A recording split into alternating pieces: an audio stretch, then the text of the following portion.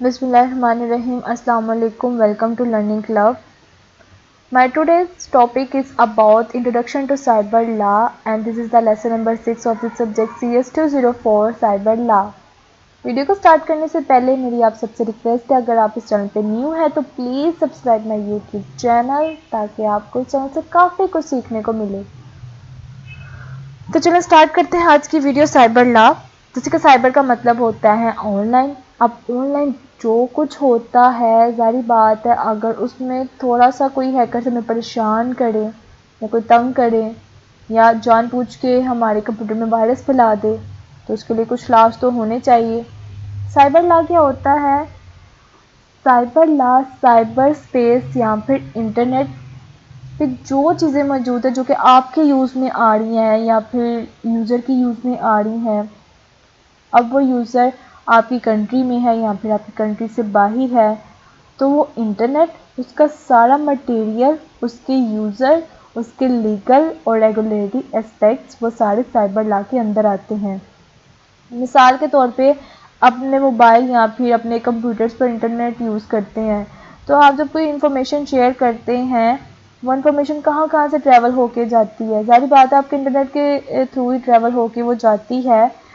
तो जो इन्फॉर्मेशन आप शेयर करते हो वो आपकी कंट्री के हिसाब से लीगल है उसको शेयर करना या इलीगल है, या फिर जिसको आपने शेयर किया उसकी कंट्री में वो इन्फॉर्मेशन उसको देखना या उसको रिसीव करना, वो उसकी कंट्री में अलाउ है, लीगल है या फिर इलीगल है, वो सारी चीज़ें साइबर लॉ के अंदर आती है। इन शॉर्ट साइबर लॉ एक फैसिलिटेटर है जिसने पूरी दुनिया को एक जगह पे इकट्ठा किया हुआ है, इंटरनेट की दुनिया को। अब बात करते हैं नीड ऑफ साइबर लॉ।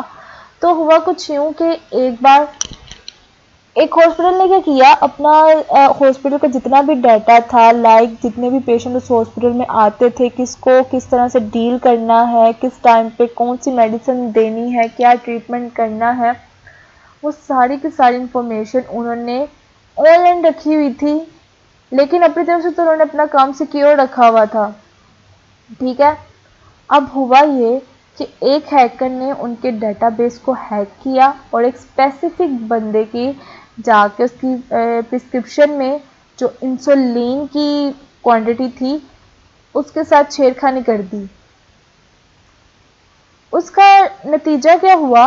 जब नर्स ने देखा प्रिस्क्रिप्शन में, देखा कि हाँ अब टाइम हो गया, इस बंदे को इंसुलिन मैंने इंजेक्ट करनी है, तो जब वो इंसुलिन इंजेक्ट करने की उस की क्वांटिटी के मुताबिक, तो क्वांटिटी सारी बातें चेंज हो गई थी। जैसे उसने इंजेक्ट की इंसुलिन, उस बंदे की डेथ हो गई।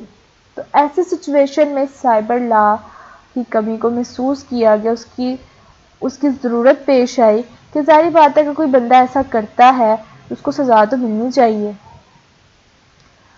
अब बात करते हैं नीड ऑफ साइबर लॉ। जैसे कि ई कॉमर्स हो गया, आप ऑनलाइन बिजनेस करते हो, ट्रांजैक्शन करते हो, ऑनलाइन शॉपिंग करते हो, तो उस सिचुएशन में भी साइबर लॉ तो अप्लाई होना चाहिए कि अगर आपको कोई तंग करने की कोशिश करे, आपकी इंफॉर्मेशन को हैक कर ले, ट्रांजैक्शन के साथ छेड़खानी कर ले या फिर कोई रॉबरी कर ले, तो उस सिचुएशन में भी साइबर लॉ ज़रूरी है।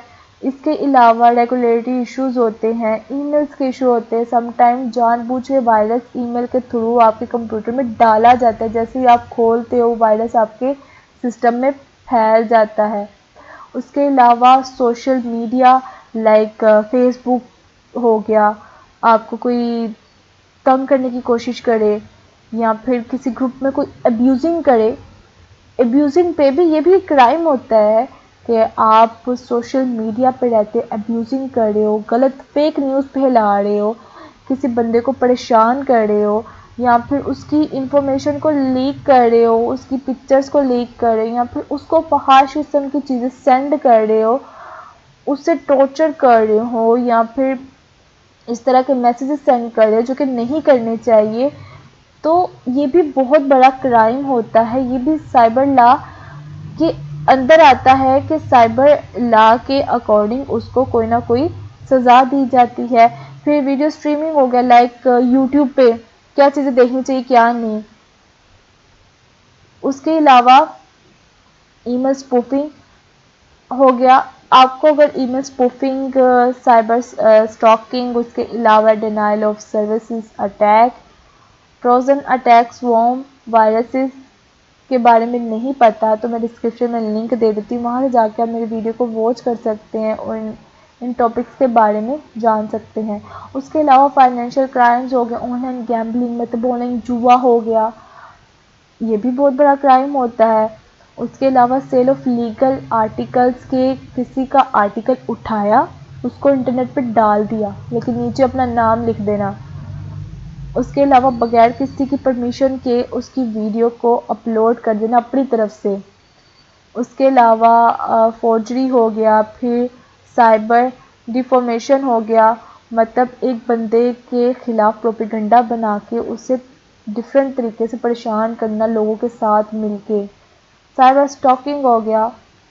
اس کے علاوہ ڈینائل آف سروسز اٹیک ہو گیا، ٹروجن اٹیکس ہو گیا، مطلب جان بوجھ کے آپ کے کمپیوٹر میں وائرس کو بھیجنا ملیشیس ویب سائٹ کے تھرو، آپ کے پھر سسٹم کو سلو ڈاؤن کرنا۔ پھر انٹیلیکچوئل پراپرٹی کرائمز آ جاتے ہیں، سائبر ڈسٹریبیوٹس آ جاتے ہیں، ان آتھورائز ایکسیس آپ کے کمپیوٹر پہ، سلمانی اٹیکس ہو جاتے ہیں، مطلب آپ کی جو ڈیٹا ہوتا ہے سلمانی اٹیکس میں اس طرح سے ہوتا ہے کہ جیسے ٹرانزیکشن ہے اس کی ویلیوز کو چینج کر دینا۔